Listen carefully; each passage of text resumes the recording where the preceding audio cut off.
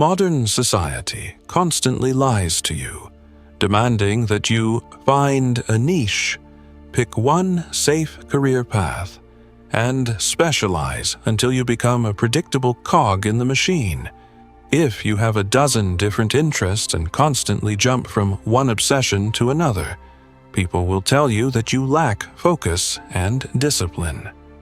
But over 500 years ago, an illegitimate, uneducated outcast used that exact same scattered mindset to completely break the boundaries of human reality. Leonardo da Vinci didn't become history's ultimate genius by specializing in one thing. He became unstoppable by aggressively refusing to be put in a box. Today, we are going to explore why your inability to focus on just one path is not a weakness, but the ultimate psychological weapon. From the moment you enter the education system, you are asked a deeply flawed question. What do you want to be when you grow up? You are forced to pick a major, pick a career, and pick a single identity.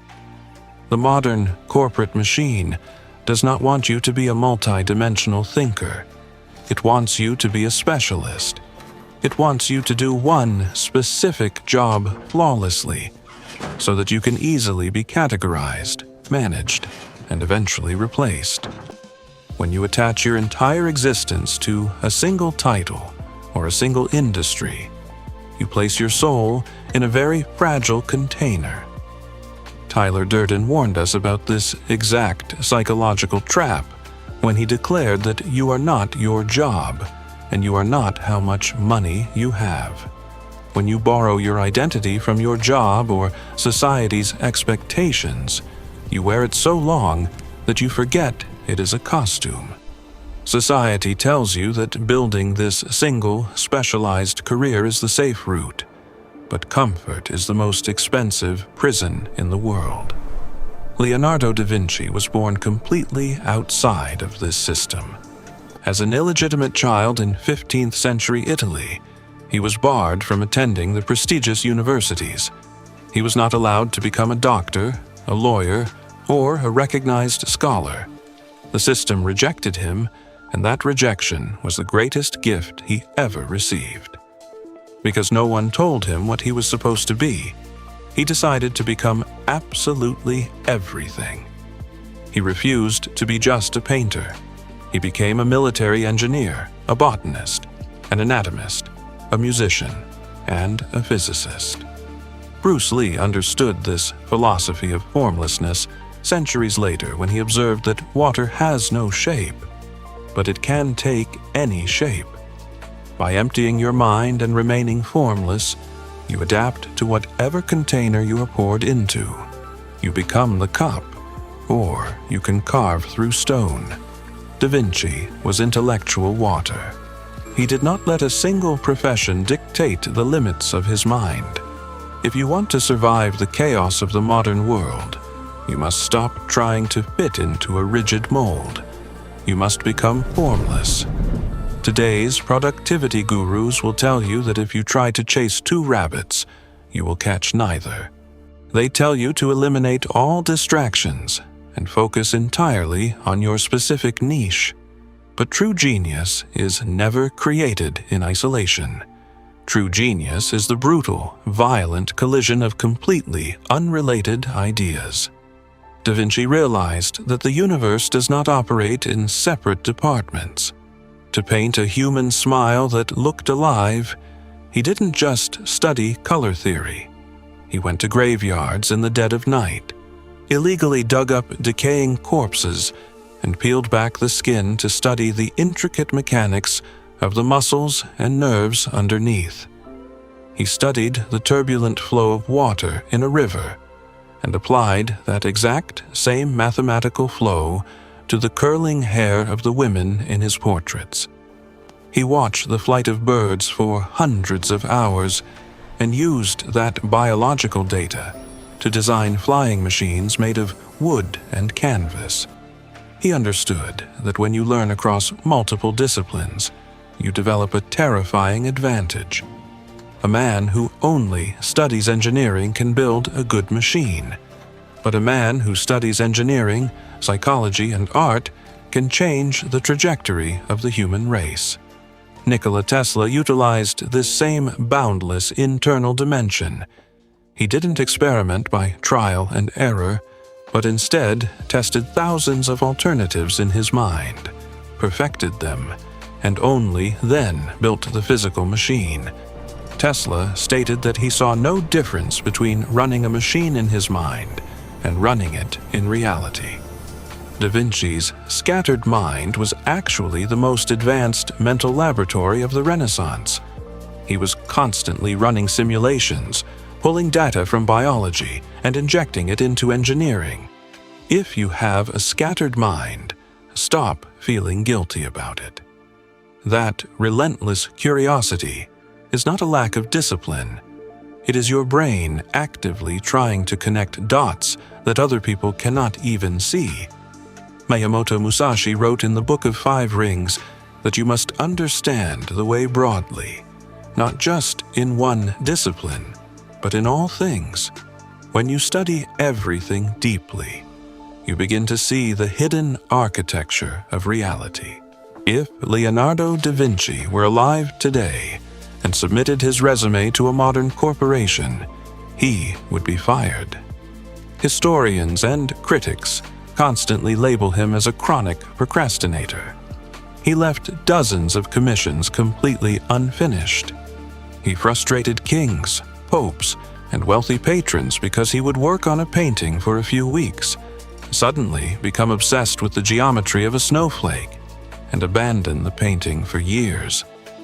The Mona Lisa took him over a decade, and he carried it with him until the day he died, constantly tweaking it, never officially declaring it finished.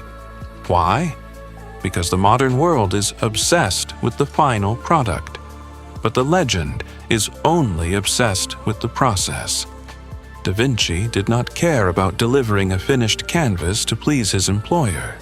He cared about extracting the absolute truth of the universe.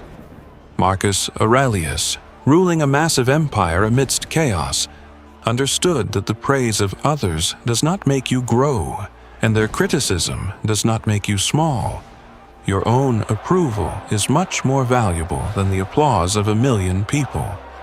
Da Vinci embodied this stoic detachment. He didn't care what the wealthy patrons thought of his delays.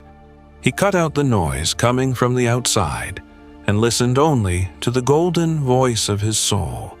When you are constantly pressured to finish things just so you can post them online or get a pat on the back from your boss, you are acting out of ego.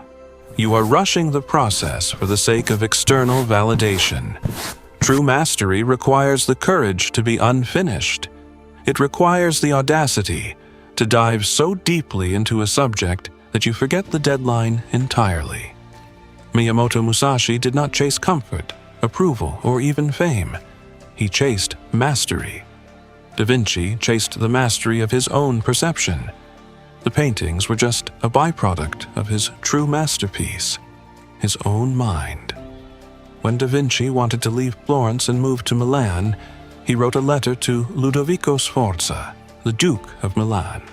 At this point in his life, Da Vinci was primarily known as an artist. But in this legendary 10-paragraph letter, he barely mentioned painting. Instead, he boldly pitched himself as a military genius. He promised he could build armored vehicles, impenetrable bridges, devastating cannons, and secret tunnels. He essentially created a brand new identity for himself out of thin air. He didn't wait for a university to give him an engineering degree. He didn't wait for a guild to validate his mechanical skills. He dictated his own reality to the most powerful man in the city. Muhammad Ali operated on this exact same psychological frequency. Long before the world validated him or gave him a championship belt, Ali made the declaration, "I am the greatest." Ali understood that if you wait for the world to tell you who you are, you will wait forever. He lied to his ego until his reality had no choice but to catch up. You have the exact same power. If you have spent the last 10 years working in finance, but your scattered mind has made you obsessed with writing or coding or design, you do not need anyone's permission to switch paths. You do not need a piece of paper to validate your new obsession. You simply need the absolute, aggressive conviction to declare your new identity to the world. Bruce Lee believed that mastery was not about addition, but about subtraction. He taught us to remove what is not essential. Remove the labels society has forced upon you. Your past does not define your future. You are not a specialized machine part, designed to do one thing until you break. You are a biological anomaly capable of learning, adapting, and conquering completely foreign territories. Your inability to stick to just one thing is not a flaw. It is the exact psychological mechanism that builds empires. The world will always try to force you into a neat, easily understandable category because it makes them feel safe. But legends are not here to make people feel safe. Stop apologizing for your scattered mind. Stop trying to cure your relentless curiosity. Feed it. Let it drive you into the darkest, most complex subjects you can find. Connect the dots that nobody else is looking at. If you are ready to stop playing by the rules of the specialists and start building a mind that cannot be contained, subscribe to the channel. Hit the like button to show the algorithm that you are done living in a box. Go to the comments right now and declare your freedom. I will not be categorized. Guard your mind, embrace your obsessions, and never bow down. Mindset of Legends.